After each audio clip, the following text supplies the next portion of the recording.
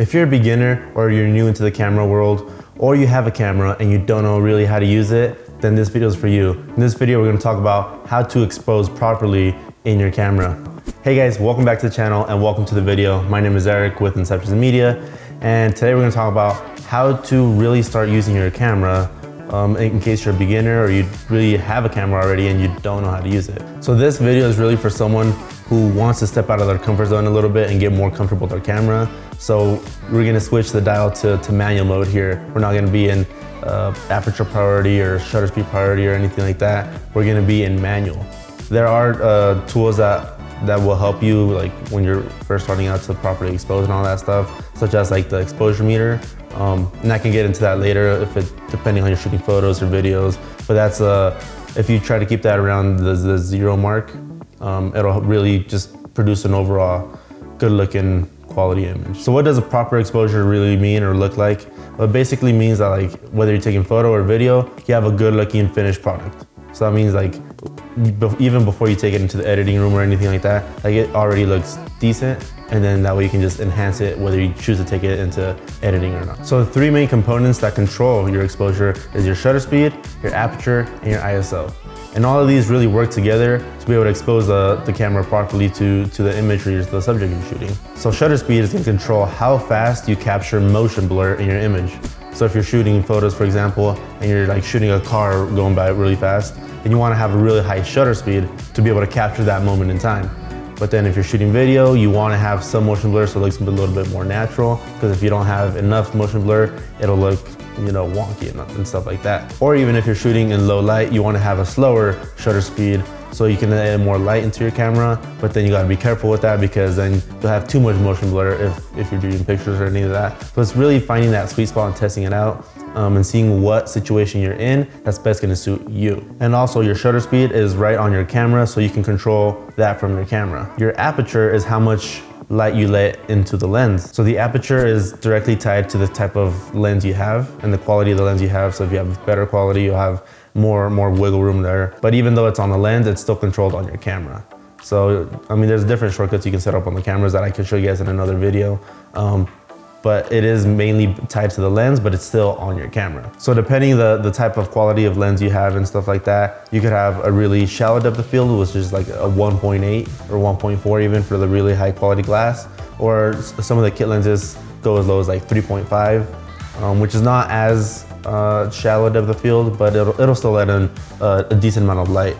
And then they could go all the way up to like f/22. So that means it's letting in very little light.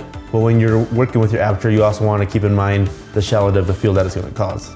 So like I was saying earlier, a shallow depth of field is going to be like a 2.8 and down. And what shallow depth of field means is that your subject is going to be in focus and the background is going to be blurred out. And when you're shooting at a shallow depth of field, it's going to let in more light into the camera. So then you have to adjust the shutter speed and ISO accordingly. But then when you want to have many things in focus, like if you're shooting like landscape or anything like that, you want to have a greater depth of field. So it's going to be like pushing it more to like f/22 area and on. All these numbers vary depending on the type of lens you have. So it all just depends on what you're working with. The third main component is your ISO. So this one's directly tied to the camera.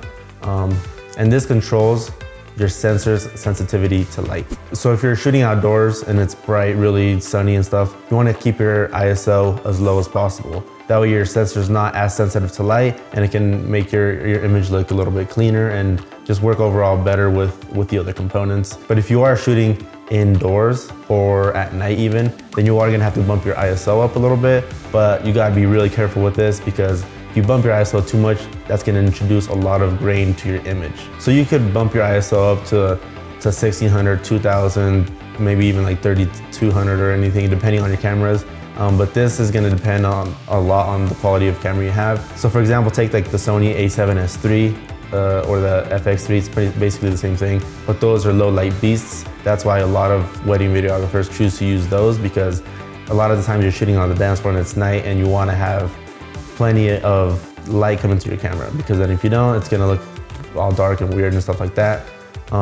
But those are low light beasts, so they have dual native ISOs. I can get into that in another video. But basically, the camera sensors on those are a lot more sensitive to light, but still produce a great image. And obviously that comes with a price tag. So with ISO, I just want to warn you guys that like, yes, it's okay to like bump it up some. Don't be afraid to bump it up, but be careful when you are shooting to not bump it up too much, because then it'll introduce some grain. And you might not notice that when you're shooting on your camera, like on the back of the LCD screen or anything, but then when you actually go into the editing room or anything like that, really pay attention to how the final product came out, because you can't really depend 100% on the back of your LCD screen or even the eyepiece on your camera. You really have to like take it back into a bigger screen, like a computer like I have here, to really be able to see the whole image as a whole, really. So those are the three main components when you're trying to expose properly in your camera: shutter speed, aperture, and ISO. But I like to think that in order to expose properly and create a great looking image,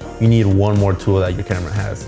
And that tool is white balance. White balance is very important because if you're shooting outdoors, you need to expose properly and obviously have the correct white balance so that your greens look green, your reds look red, your blues look blue. And then if you're indoors, you also need to be aware, because if you leave the same, white balance as you have outdoors as you have indoors, it's gonna create a terrible looking image. And yes, it might be exposed properly, but then your final product is not gonna be as great as it could have been. So a good rule of thumb is if you're outdoors, in broad daylight, to try and aim for around 5600 Kelvin. And this will create, a good proper looking exposure, just like your colors are gonna match right off the bat. And then when you're indoors, a good rule of thumb is to be around 3200 Kelvin. And that's just gonna mean that it's gonna be more exposing towards like the warmer light. So white balance, as well as with aperture, it allows you to get a little bit more creative. So if you wanna have different effects like in camera, but if you're just starting out, I really recommend you just try to stick to this white balance when you're outdoors, 5600 Kelvin, or if you're indoors, 3200 Kelvin. And this, you can actually look a little bit on the back of your LCD screen on your camera, and as long as the colors look pretty close, you should be okay. You can obviously go in and adjust it. I know that many cameras have presets already built into them. So there's like a daylight preset. That might be a good one to start off with if you don't feel comfortable going too deep with it. And they have a shade option, they have a cloudy option. Those are all good things to use, to keep in mind if you're barely starting out and you don't want to get too deep into it. And then if they're indoors, they also have a couple options there, but those can be a little finicky. But since we are going into the manual mode, I do try to stick with the manual mode for most things. But it also depends if you're shooting photos or videos, and that's something I can get into on another video to kind of show you guys how I get like my creative, in camera looks. But there you guys have it. How to expose properly in your camera when we're switching to manual mode and taking it off of that auto mode. You got shutter speed, aperture, and ISO. These are the three main components. But then, like I said before, your bonus tool to use to be able to actually properly expose and get a good looking image is your white balance. So if you guys have any more questions, please comment them down below. If you guys want more camera tips, check out the next video and subscribe to the channel. If you find the information in this video helpful, click the like button or leave your comments down below and sharing your experience with manual mode. Thank you guys so much for watching. I'll catch you guys in the next one.